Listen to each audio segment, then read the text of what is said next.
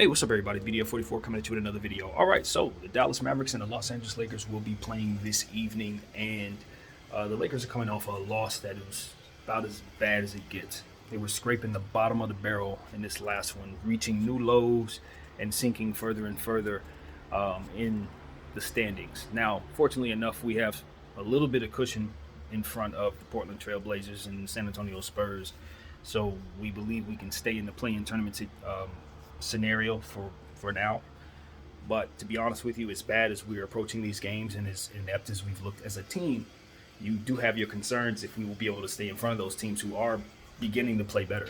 So at this point, you just want to see them kind of bounce back from two very, very, very demoralizing losses. Very demoralizing. One against the Los Angeles Clippers, and of course the infamous one against the Pelicans, where Jeannie Buss stormed out of there in the third quarter. And we just were embarrassed by a team that doesn't even have their guy in Zion Williamson. So tonight, Dallas is in the house, and of course you got to deal with Luka Doncic, who is playing MVP level basketball. He's in shape at this point, and that's bad for the rest of the league because that dude is overly talented, ridiculously talented, and is simply one of the best guards in all of basketball today. So dealing with him means that you're going to be dealing with a lot of everything. He shoots, he passes, he rebounds, he plays physical, 3-level scorer, you name it, he can do it, and he does it at a very, very significant level. So with that comes some new teammates that he has. Guy by the name of Spencer Dinwiddie from Los Angeles, who is just starting to find his way with this team. He just was traded there, and is coming off a really good game.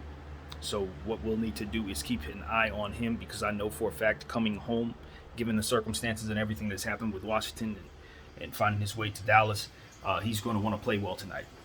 You can count on that. So keep an eye on him, as well as a guy by the name of Jalen Brunson, who will also be sharing time with him out there. Two very, very talented guards that Luka has to his left and to his right. And it's one of those situations where if all three of them go off, they can put up enough points to send you out of here. And what you also want to understand about this team is that they're a very good defensive team. They've stepped their game up tremendously as the season has progressed in that area.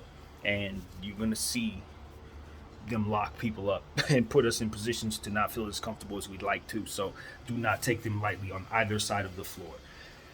Now, the injury report is the same for the Lakers as usual. AB and AD are both out, of course. LBJ is questionable with a knee, but I'd imagine he is playing. And, of course, Kendrick Nunn is still out. I'm hearing mixed reports about how far along he is, so we'll just wait like we have been doing. It's just a waiting game in that situation there. And on the Dallas side, you'll be looking at Frank Ntilikina out, or Ntilikina, I'm not sure how to pronounce that. Tim Hardaway Jr. is not going to play tonight. Trey Burke is out, as well as Marquise Chris, who seems to be always out. He has a lot of injury issues. So, yeah, honestly, I'm looking for Malik Monk to bounce back. I'm looking for Austin Reeves to bounce back. These are the two players that I'm going to be looking at tonight. Obviously, the Los Angeles Lakers have done some things. Finally, we brought out a guy by the name of DJ Augustin into the fold. Someone who I wanted the Lakers to bring along years ago, but it's good to have him now. I would like to have him under better circumstances, and I think his position could ultimately be filled by somebody who could probably net us something, possibly, which is what I've been screaming every day, all day. But just in a nutshell, in a vacuum, more or less, I would love to have DJ Augustin. So I'm happy he's here, and welcome to LA. Hopefully we can keep him past this season. He'll have a good end to the season with us, and then can be one of our role players next year, hopefully under better circumstances. So that's my hope for him, that we can kind of bring him along and make him a part of what it is that we do if he still has something left. He is older. That doesn't make me happy. But if I'm just trying to figure out what type of pieces I want for the Lakers going forward, he ain't going to hurt at all. Especially given the fact that we really have needed a floor general out there. Being that Westbrook has proven not to be able to handle that for us. It's going to be good to have a real pure point guard actually on this roster. So given that we did need a point guard, That's definitely something I'm happy we did. Now, I hear a lot of people saying, "Oh, the Lakers are overwhelmed with guards. We have too many guards on this team." That's definitely true. However, the type of guard that we needed, he is. He can play a little more facilitating basketball. He can be more of a pure point guard than some of our other guys. And given the fact that we don't know when Kendrick's coming back, obviously that we waived Rondo. It's a situation where it would be best to have another guard in there, even though we do have some guys who can handle the ball. So I'm not against it. I just want us to continue to look in the direction of bringing in some more size. We also brought in a guy by the name of Wenyen Gabriel. I think that he's going to be someone that where you just the minutes. It's going to be the question for a guy like that. Will he play? If we had a development coach, I would imagine he would be out there more so than not. But given the fact that the Lakers literally waived Sekou Doumbouya to bring him in, just tells me that they're kind of all over the place. You know what I mean? I would imagine you keep both of those prospects and then waive another older guy and then play both of those prospects. But, the Lakers will pick a guy up and won't even play him and then will waive him. And it's like, would you see something in practice? Because we certainly didn't see him on the floor, even though there's been plenty of garbage time given the fact that we haven't been winning. But whatever the case, this is how the Lakers are running the show. So we just sit back as fans and watch. But yeah, that's what they're doing. Bringing in Wenyen Gabriel, out goes Sekou Doumbouya. I don't know that they're that much different of prototypes. I think they're looking for a specific type of player, but we'll see. I'm looking forward to Wenyen, and hopefully he can bring in some energy, and hopefully coach will play him. Period. So that's what it is, man. Welcome to the club, man. Needless to say, this isn't a dream come true for anybody right now. We are in the dumps, and morale is low. But at the same time, you are happy that the Lakers got rid of DJ. Straight up and down. He was a player that you hate seeing on the bench. You hate seeing him come into the game. He wasn't able to help us. Thank you for getting rid of him. Honestly, it ain't personal. We like DJ, but when a player is supposed to play the center position and isn't able to help you, and you have real issues with what it is that he's supposed to do, we need those minutes to be quality. And if you can't provide that, then you're a detriment. So he ain't the only detrimental player that we have. We need to do some more waiving, and more replacement players need to come in rather sooner than later. So hopefully the Lakers are just beginning to make those type of moves. So as far as everything else is concerned, again, I'm looking forward to these youngsters. They have to play better than they've played since the All-Star break has ended. We've kind of seen some guys start off sluggish, not really having it all together, not really bringing that same energy that they had to start the season. And I understand that a lot is going on with the teams, a lot of distractions from guys who are supposed to be leaders. But at the same time, we need y'all to be professionals as well, even if others refuse to be. So I want these kids to get back on the ball. Y'all have a lot to prove, unlike some of your teammates who are established and have paid their dues and have been paid because of it. They don't really need to play hard. If their legacies don't matter to them, then let it be. But y'all playing for something, and I tell you, don't let them lead the charge, because them guys are gonna be retired and they rocking chairs while you guys are still trying to play and make something happen for yourself. So don't let them drag you down with their bull crap. That's what I would tell the young players on this team. Saddle together and understand that y'all got plenty to prove in this league, plenty. So y'all can't take possessions off just because that guy and that guy pouting about whatever the hell they pouting about. Straight up, that's where I'm at. So I want to put that out there and encourage our young players to keep working. This is your time. This is your time. Make a name for yourselves. Maybe we can see that fight that you guys have been trying to string together. Austin Reeves, THT, the shot is starting to fall now. I'm happy about that. Continue to pick good shots and listen to them coaches, and work on your continuous habits. You know what I mean, on the defensive end, particularly in your reads. That type of stuff. I think once you start getting to that point where you see those players progressing as the season approaches to an end, that's when you start to know that the Lakers are on the right track. That's the only way. I'm not looking at wins and losses. I could care less. I just want to see the progression of specific young players on this team. Old guys, I really do not want to see them. You know, it's no disrespect. I know I'm being kind of flippant in this camera. I don't care about being anything other than precise about it, the changes that are necessary for our franchise. No more playing old guys, man. I'm sorry. I'm not saying they don't have nothing left. I'm not saying that it's time for all of them to retire. It's none of my business to speak on that. I'm just saying what the Lakers need for the second half of this season, or the remaining 20 games, or whatever it's going to be, is to try to get these players in here who can help us. You know what I mean? Help us net something. Help us get our books in order, so to speak. That cap space is necessary, and they can help us create it. So, yeah, that's what I'm on every day. Always saying the same thing. I know that, but it has to be said. Hopefully that message gets drawn in, and that point is brought to the right people. Now, Dallas, they're probably going to beat you tonight, Lakers. You know, it's not one of those situations where you can have a whole lot of confidence. Fact of the matter is, it's not that good of a team. We have some bad habits. We have some holes in our roster. We don't run good plays on offense. We're not very talented defensively. We're undermanned. I mean, the problems just go on and on and on. So, can we get lucky? Sure. I always look at Dallas and say they don't usually score enough points for some reason. Even when they play good defense, when they come up against us, sometimes the scores are a bit lower on their end. I don't expect that to be the case tonight at all, especially with the insert of Spencer Dinwiddie on this team. Brunson playing the way that he is. You got to deal with shooters like Reggie Bullock and Davis Bertans. You know, Dwight Powell's coming off a very big game. They're surging right now. Just like the New Orleans Pelicans were surging, so too are these, Dallas Mavericks. So, what can I say? We're a struggling team right now. People are coming off a game where I don't think anybody played well.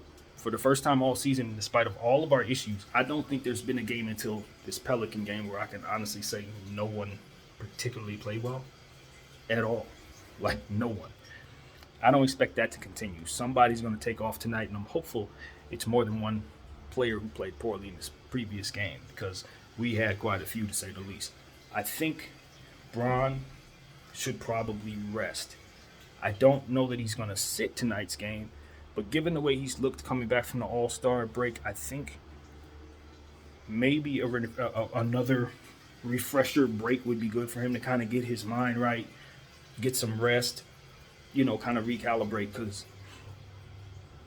those few days that he had in between the season beginning and that situation ending didn't help him get to that point at all, and his focus isn't where it needs to be on that court, and that's obvious for everybody to see. Two of the worst games he's played probably his whole career. So, he needs to get back on track, and he needs to get his health right, particularly with that knee. So definitely paying attention to that knee, and am looking forward to the Lakers making the announcement that they're going to sit him at some point in time over the next month or so. I'm not saying sit him now. You don't have to, but somewhere between now and the next 3 weeks, y'all going to have to make the decision to cut his minutes down so that we can preserve him and not have him fighting through an injury all offseason. The odds of him getting injured over the next 18 games or 20 games, whatever it is, I'm not saying that's high, but what I'm saying is when you're already dealing with injury and you're asking the man to play center and all this nonsense, carry the load, yeah, you increase the chances of him getting hurt. And that's not something we want. So, yeah, Bron, man, you might have to sit it out. I think bringing AD back, like I think I've said this more than once, it's a no-go. I wouldn't bring him back at all. I don't care how well he's progressing from that injury, how minor it looked. We're just in between injuries with that guy. We understand that. If we got him healthy, we need to keep him somewhere locked away until we could trade him somewhere. That's literally what we need to do. Don't send him out there to get hurt again. Because if he busts a knee or Achilles or something like that, we are stuck. Think we in a hole right now? Let one of the players get hurt. Then you'll know what a hole really is. So we can't let it happen. That's what I got to say, man. The Dallas Maverick game, I'll be watching it, 7 o'clock our time. And, I don't expect much. A whole lot of shooting from the Dallas Mavericks. Their guards are going to definitely blitz us. Jason Kidd knows our stuff pretty well, obviously, so you're going to have to pay attention to their coaching situation as it pertains to just locking in on LeBron James since we don't have a whole lot that we can throw at him. You know what I mean? We really don't. So undermanned at this point. So more small ball. I'm definitely expecting that. Dwight had a couple of good games, but I'm sure coach saw something that made him hate playing him. I'm pretty certain. So you won't see as much of him as you did. Don't expect to. I'm just telling y'all right now. Especially since we picking up Wenyen Gabriel. That's like a small ball kind of big. I think he'll probably get some of those minutes himself. We will see. But, you know, all in all, this Laker team, I'm telling you, I mean, I haven't been this disappointed as a Laker fan probably before, like maybe ever. Because you've had situations where, you know, obviously, you know, you think about some of the personal things that happened to some of the players during this season that made the entire team react, or injuries and things of that nature took place. But with such high expectations, you know what I mean? Obviously, we went through the Steve Nash era with Dwight Howard, and that didn't go well either. But I think that happened so early in the season with Steve Nash till you kind of understood that you were going to suck all year long. So even though you knew it was a disappointment, you didn't have hope that things would turn around because there were no path to that early. So obviously that's 1 year you can think about. In the soccer year, we think about that as well with those bad players, that horrible lineup. But at least we had our picks, you know. So I'm just looking back and I'm saying, wow, this may actually turn out to be the most disappointing Laker team in modern history. And I can't speak about things that happened back in the 60s and 70s. That's before my time, before this modern era. My lifetime, this might be the worst one, man. This might be it. So, you know, I've been giving it some thought. I'm not certain it is, but I'm telling y'all, when we start thinking about it, depending on how this closes out, if they look anything like they did last night, or rather in the last game, if they look anything like that for the rest of the season, yeah, Bron. Yep. That's what we're gonna remember you for. More so than the championship in the bubble. It'll be this season and how horrible this actually turned out because of your choices, brother. So, yeah, that's what I gotta say, man. That is it. The Los Angeles Lakers and Dallas Mavericks tonight, 7 o'clock. Hopefully they make a fool out of me and play great. I'm looking forward to some guys playing great. It's time for some guys to play great. This is the type of team that's a little, dare I say, soft in the middle. You know, they do have some strong players like Dorian Finney-Smith, and, you know, you'll have to deal with Dwight Powell. But to be honest with you, you know, their guards are what make them the powerful team that they are. You start looking in that middle section, you should be able to attack that paint. You should be able to get into a foul situation with that team.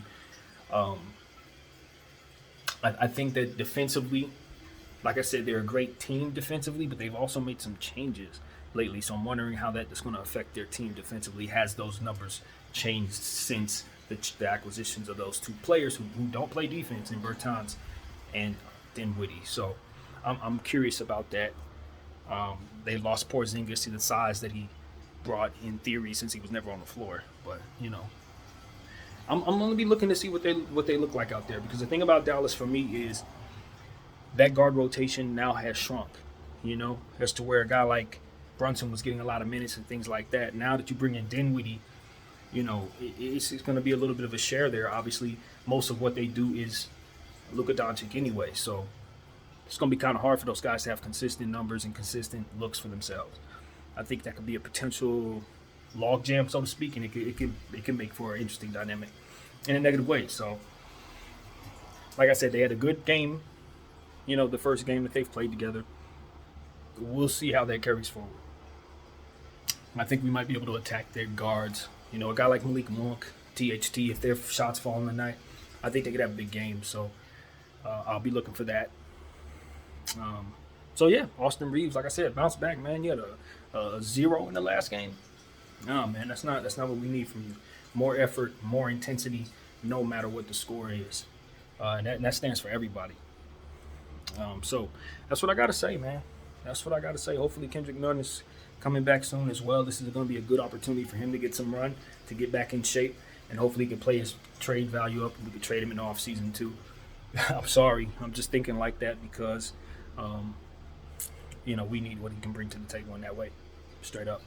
So that's where my head is at, man. Get these youngsters on this floor and let's run, man. Forget the old guys. Don't even play them no more. Wave them one by one. Goodbye. BDF 44. Peace.